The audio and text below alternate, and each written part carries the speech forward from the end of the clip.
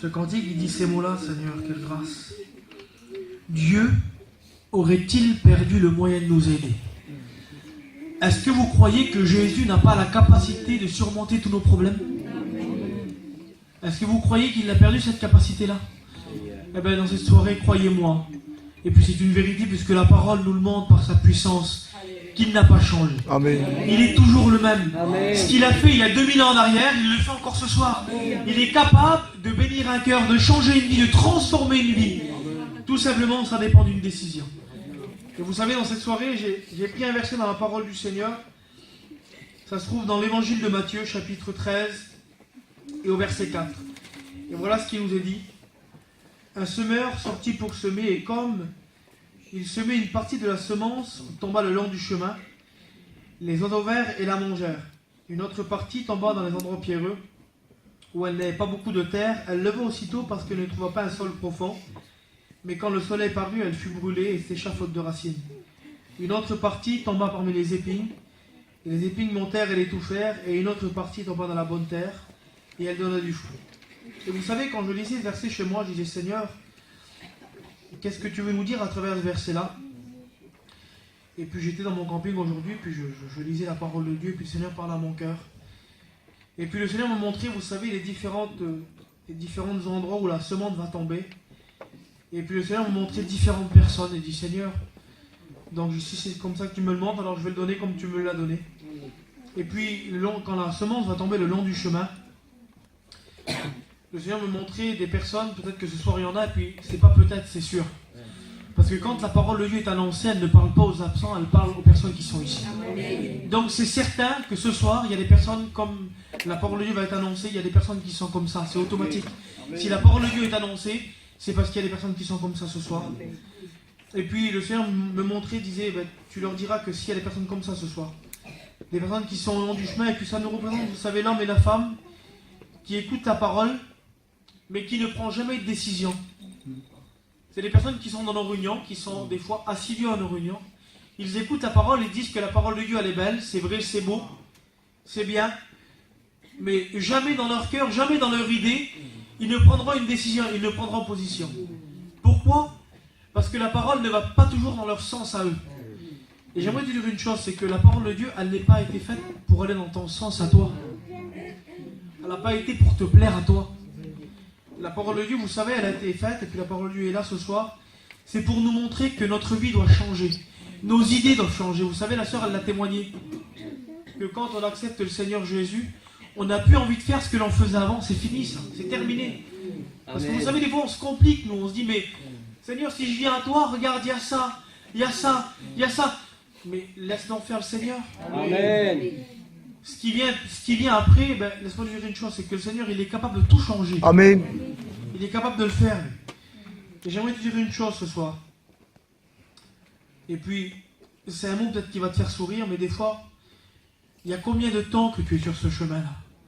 Il y a combien de temps que tu es au bord du chemin, que tu vois les autres être bénis, que tu vois toujours les autres être bénis, puis tu te dis, parce que quelque part, tu as envie aussi d'être béni. Tu te dis, mais c'est quand que ça va m'arriver à moi, ça? Quand est-ce que moi je vais être béni? Le jour où tu prendras une décision. Amen. C'est le seul moment où Jésus pourra bénir ton cœur, c'est si tu décides. Ça t'appartient à toi, ça. La parole de Dieu nous dit qu'il a créé l'homme et la femme libres de l'accepter ou de ne pas l'accepter. Contrairement au monde, le monde ne nous demande pas de choisir. Il vient, il entre dans notre cœur, il nous propose des choses, et ça se fait comme ça. Il ne nous a pas demandé. On est lié, on est captif. Pourquoi? Parce que le monde est entré sans invitation. Mais ce soir, Jésus, il te fait une invitation. Amen. Il toque à la porte de ton cœur. Il te dit, est-ce que tu veux que je te bénisse? Tu n'as qu'un seul mot à dire. Tu n'as juste qu'à dire, oui Seigneur, je veux que tu me bénisses. Alléluia. Et tu ne seras plus au bord du chemin. Tu seras dans le chemin avec le Seigneur. Et ta vie va changer. Gloire au Seigneur. La parole de Dieu nous montre que la semence va tomber dans les endroits pierreux. Et puis, la Bible, elle nous dit ça. Quand la semence va tomber dans l'endroit pierreux, elle lève aussitôt, mais quand le soleil parut, elle fut brûlée faute de racines. Et j'ai dit, Seigneur, qu'est-ce que tu veux nous dire à travers ce moment, à travers ce mot-là? Et puis, le Seigneur me disait cela chez moi. Il dit ça, c'est des personnes qui sont dans nos réunions. Ils sont là, et puis ils sont assidus à nos réunions, et puis ils écoutent la parole de Dieu. Et dans les réunions, ils sont remplis de désir. C'est les premiers à limite à se lever pour accepter le Seigneur. Ils sont remplis de désir en disant, oui, moi aussi, je veux devenir chrétien, je veux être chrétien, je veux être comme ça. Et puis quand la réunion finit, quand ils rentrent chez eux, eh ben, tout ce qu'ils ont écouté dans la réunion, ça reste dans la réunion, ça ne les suit pas, ça ne va pas avec eux. Et puis je crois que ce soir, il y a des personnes qui sont comme ça. Dans les réunions, tu viens parce que tu es bien dans les réunions, tu es béni. Mais j'aimerais dire une chose, c'est que la bénédiction de Dieu, elle n'est pas faite pour rester dans l'église. Elle n'est pas faite pour rester ici dans le lieu. Parce que quand le local il est fermé, quand tous les chrétiens sont partis, vous croyez que la bénédiction, elle reste là toute seule? Non, elle continue, elle nous accompagne. La bénédiction, elle est faite pour nous suivre, pour être avec nous. Parce que la bénédiction, c'est pas dans les murs qu'elle est, c'est dans notre cœur. Amen. Et dans cette soirée, ben, ce que le Seigneur nous montre, je voudrais te dire à toi qui es là, c'est bien d'être rempli de bons désirs, mais il faut que ça continue aussi dans la suite. Il faut que ça continue avec toi, la bénédiction. Et puis, je voudrais te dire quelque chose ce soir. Si tu voudrais passer à autre chose que ces moments-là, de dire, ben, dans l'église, je suis bien, et tu voudrais que chez toi, le Seigneur puisse te bénir. Parce que vous savez, quand on est chez nous, des fois, on repart chez nous, on est béni, on est bien. Et puis des fois, avec les bons désirs qu'on a eus dans la réunion, il nous arrive un petit problème, une petite difficulté, le caractère il refait surface. L'ancienne nature, elle est là. J'aimerais te dire une chose ce soir, le Seigneur, il est capable de crucifier ton ancienne nature. Il est capable de l'enlever. Il est capable justement de te faire montrer que ce qui ne va pas dans ta vie, ça ne lui plaît pas. Et si tu lui donnes le droit, si tu lui donnes l'autorisation, il va pouvoir l'enlever. Gloire à Dieu. Et ça dépend encore d'une décision. Ça dépend encore d'une décision de ta part. Si tu veux changer, le Seigneur Jésus, il peut changer ton cœur. La Bible nous dit qu'il y a une autre partie qui va tomber dans les épines. Et puis là, c'est des personnes, vous savez ça. Et puis c'est des personnes qu'on a dans nos églises. J'en ai déjà rencontré, j'en ai déjà parlé avec ces personnes-là. C'est des personnes qui sont dans nos églises et puis qui disent, mais moi je connais, moi je sais. C'est des personnes qu'ils pourraient même des fois, ils sont là, et puis on parle du Seigneur avec eux, et puis ils contre ce que l'on dit avec des versets de la Bible, parce qu'ils arrangent la Bible un peu à leur façon à eux, un peu à leurs idées à eux. Mais j'aimerais vous dire une chose, c'est que dans l'évangile, on n'est pas appelé à se contredire, on est appelé à se compléter, on est des compléments, frères et sœurs. Oui, Seigneur, amen. On n'est pas là pour dire moi je suis mieux que toi, ou toi tu es mieux que moi, ou tu es moins bien que moi, non, bien loin de là. Le Seigneur a placé des frères et des sœurs comme le cantique qui a été chanté tout à l'heure, avec des idées différentes, des caractères différents. Mais tous, on a un seul but. Amen. C'est d'amener les âmes à Dieu. Gloire à Dieu. Alors ne soyons pas des personnes qui sont là et puis qui disent moi je sais mieux que toi, non. Le seul qui sait mieux que nous, c'est Jésus. Amen. Et ce qu'il faut qu'il prime dans nos églises, et ce qu'il faut qu'il prime dans nos cœurs, c'est Jésus. Amen. Alors, n'essaye pas d'arranger l'évangile à ta façon. N'essaye pas d'arranger l'évangile comme toi tu veux. J'aimerais te dire une chose, c'est que la parole de Dieu va nous dire cela dans les Galates, au chapitre 5, au verset 22. Il nous a parlé des fruits de l'esprit. Et puis vous savez, quand on a besoin des fruits de l'esprit, il suffit de les demander à Dieu. Et puis dans les fruits de l'esprit, vous savez, il y a des fruits qui nous sont donnés, qui sont donnés pour nous, vous savez. Mais il faut qu'on puisse les demander. Il y a l'amour, il y a la patience, il y a la bonté, il y a la joie, il y a la douceur, la maîtrise de soi-même, la paix. Et puis quand je disais ça, Seigneur, des fois, on n'a peut-être pas toutes ces qualités-là. On n'a peut-être pas toujours la maîtrise de soi. On n'a peut-être pas toujours la paix. On n'a peut-être pas toujours la patience. Et puis, ma petite sœur tout à l'heure, elle a témoigné, puis elle vous a dit que ce que le Seigneur lui avait apporté, c'était la paix, la consolation. Et puis je voudrais vous expliquer ce que le Seigneur a fait aussi pour moi. Parce que c'est ma petite sœur, elle a passé par les mêmes problèmes que moi. Les problèmes, c'est vrai qu'on en passe. Et j'aimerais vous dire quelque chose ce soir, on ne veut pas jouer avec des sentiments. On veut simplement vous montrer que ce que le Seigneur est capable de faire. Vous savez, comme elle vous l'a dit, quand on a perdu notre père, elle avait 10 ans, moi j'avais 16 ans. Et puis, pour moi, vous savez, je suis un garçon, moi j'ai grandi dans l'évangile, je savais que Dieu c'était la vérité. Et puis quand mon père est parti auprès du Seigneur, j'avais 16 ans, et puis ça faisait 4 mois que j'étais baptisé. J'étais tout jeune chrétien. Mais j'ai eu cette grâce de connaître la meilleure des personnes, le meilleur des amis. À ce moment-là, j'avais quelqu'un sur qui compter. Là où le monde m'avait enlevé la personne la plus importante au moment de ma vie, à l'âge de 16 ans, c'est là où il devait m'apprendre à travailler, il devait m'apprendre à chiner, il devait m'apprendre à faire un petit peu mes affaires. Parce que moi, de l'âge de 3 ans jusqu'à 16 ans, j'ai été à l'école. Donc je sais lire, écrire et compter, c'est tout ce que je sais faire. Et là où pour moi ça me semblait insurmontable, j'ai juste dit un seul mot à Dieu. C'est pour ça que je vous dis, ça dépend d'une seule décision de notre part à nous. J'ai juste dit ces mots-là au Seigneur. J'ai dit, Seigneur, garde-moi. Voilà ce que j'ai dit à Dieu. J'ai pas dit plus. Et laissez-moi vous dire une chose, il est celui qui l'a fait. Parce que quelques temps plus tard, ça n'a pas mis bien longtemps, vous savez, j'avais 16 ans quand j'ai été appelé à servir le Seigneur. J'étais tout jeune chrétien. Je venais juste de perdre mon père et j'ai dit ça au Seigneur. J'ai dit, Seigneur, je ne peux pas te servir, moi je suis trop jeune. C'est pas possible.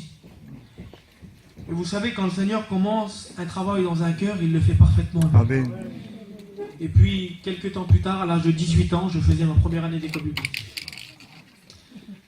Et puis, là où pour moi, ça me semblait impossible, j'étais jeune garçon, j'étais pas marié.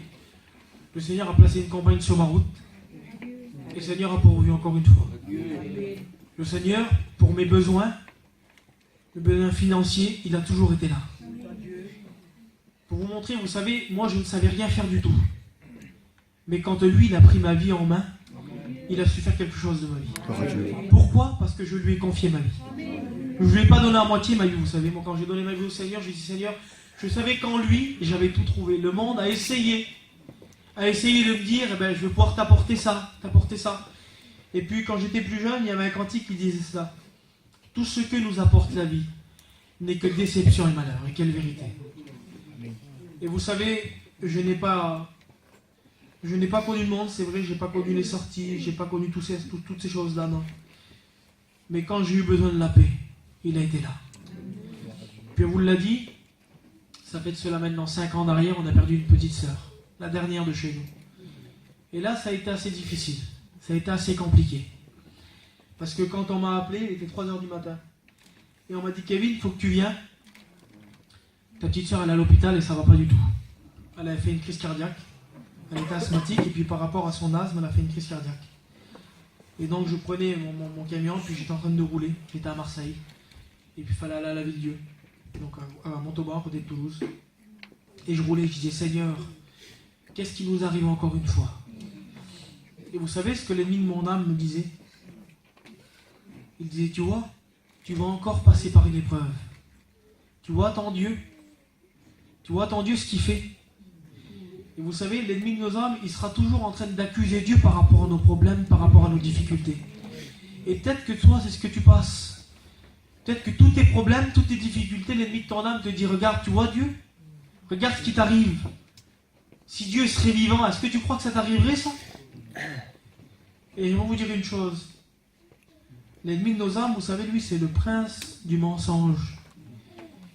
Il est tellement fin pour nous raconter des mensonges que des fois on arrive à croire ces mensonges. Et puis j'ai une sœur, moi vous savez, elle n'est pas chrétienne, elle est rétrograde. Et puis quand il nous arrivait ça, voilà ce qu'elle a dit.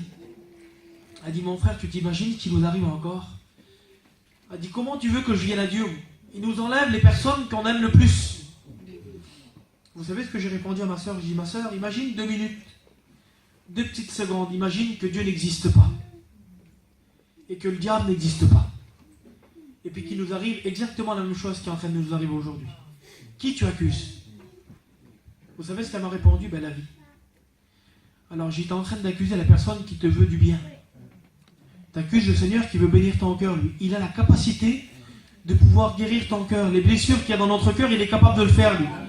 Alors pourquoi tu le refuses ? C'est la meilleure des personnes, il veut notre bien. Il veut combler le vide qu'il y a dans notre cœur, là. C'est vrai que la séparation, c'est difficile. C'est vrai que la séparation, c'est compliqué, c'est vrai. Mais si tu veux te laisser bénir par le Seigneur, il est capable de le faire, ma soeur.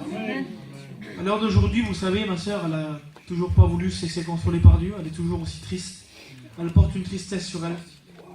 Mais nous, qui sommes chrétiens, on a accepté la consolation. Parce qu'on a su sur qui compte à ce moment-là. Et ça encore, eh ben, il a fallu une décision. Ce soir, j'aimerais justement te rappeler ces mots-là. Ça dépendra de ta décision à toi. Pas la décision de quelqu'un d'autre. Parce que vous savez, au travers des chants de cantiques, ça a été dit que le salut, c'est personnel. Une expérience, c'est personnel. Ça dépend de nous. Ça ne dépendra pas de ta famille. Vous savez, moi, c'est pas parce que mes parents étaient chrétiens, que ma famille était chrétienne, que ça fait de moi un sauvé. Il a fallu qu'un jour, je fasse cette propre expérience en disant, Seigneur, mon cœur, vous savez, moi, le Seigneur, personne n'aurait misé une pièce d'1 euro sur moi, Seigneur Jésus. J'étais le garçon le plus timide du monde. Parler devant tant de personnes ce soir, ça aurait été impossible. J'avais du mal à avancer vers quelqu'un pour parler, pour engager une conversation, je n'arrivais pas. Mais le Seigneur, il m'a rendu capable. Pourquoi? Parce qu'un jour, je lui ai dit oui. Et puis, vous savez, au travers du message, je regardais ça, je disais, Seigneur, quelle grâce. Il nous est parlé aussi de la bonne terre. Et comment la bonne terre, elle arrive? Encore pareil, ça dépend d'une décision. De vouloir se laisser façonner par Dieu. Amen. De vouloir laisser Dieu enlever ce qui ne va pas dans notre vie. Tout ce qui ne va pas, vous savez. Parce que devant Dieu, vous savez, il n'y en a aucun de bon. On est tous pécheurs et privés de sa gloire. Mais si on veut le laisser faire, croyez-moi qu'il sait faire. Là où nous, des fois, même les pasteurs, on ne sait pas comment faire. On ne sait pas quoi dire dans certaines situations. Des fois, on n'a pas les mots devant la séparation. Devant une situation compliquée, on n'a pas les mots, nous. Mais lui, il a les mots. Lui, il sait faire. Lui, il sait comment bénir ton cœur. Alors laisse-le faire ce soir. Arrête un petit peu de chercher par tes propres moyens. Laisse faire Jésus. Puis vous savez, tout à l'heure, je parlais justement du message avec un frère. Et puis il a dit quelque chose. Il dit, Seigneur, comment que c'est beau ça. Comment que c'est beau, puis comment que c'est vrai, quelle vérité. Le début du verset que j'ai lu, un semeur sortit pour semer. Et vous savez, à l'époque là, c'était ce qui leur permettait de vivre à ces personnes-là. Leur semence, c'était quelque chose de précieux. Et puis, ce garçon-là qui sort pour semer, ce semeur-là, il y a une partie de sa semence qui tombe le long du chemin, l'autre qui tombe dans les endroits pierreux, une autre qui tombe parmi les épines, et puis enfin, il arrive à semer dans la bonne terre, et puis il peut récolter le fruit de son travail. Et puis il disait ça, ce garçon-là, puis j'ai dit, Seigneur, comment que c'est vrai? Vous savez, quand sa parole elle a annoncé, devant nous, il y a toutes sortes de personnes. Il y a des personnes qui ne sont pas chrétiennes, des personnes qui sont chrétiens, des personnes qui sont rétrogrades. Et puis, vous savez, la parole, quand elle a annoncé pour n'importe quelle catégorie de personnes, peu importe le cœur que tu as, la parole de Dieu, elle est annoncée. Amen. Elle tombe dans le cœur. Maintenant, c'est à toi de savoir ce que tu vas en faire. Si tu veux laisser Jésus faire, si tu veux laisser Jésus agir, eh bien, le cœur de pierre que tu as, peut-être que tu es au long du chemin, ou peut-être que les épines que tu as dans ton cœur, il est capable de les enlever. Il est capable de faire le nettoyage. Mais il faut que tu le laisses faire. Il faut que tu dises, Seigneur, moi oui, je veux que tu fasses. Et puis vous savez, dans l'évangile de Matthieu, chapitre 7 au verset 7, voilà ce qu'il est dit. Demandez et l'on vous donnera. Cherchez et vous trouverez. Frappez et l'on vous ouvrira. Car quiconque demande reçoit. Celui qui cherche trouve. Et on ouvre à celui qui frappe. Donc ce soir, si tu veux te laisser façonner, si tu veux que Jésus fasse quelque chose pour ta vie, j'ai qu'un seul mot pour toi moi ce soir. Laisse-le faire. Laisse-le agir ce soir. Alors vous savez, je n'irai pas plus loin. Dans un saint respect, on va courber les fronts ensemble. Et on va prier le Seigneur. Vous savez, la parole de Dieu, elle n'est pas plus compliquée que ça. Laissez faire Jésus. Le laisser faire à lui, vous savez.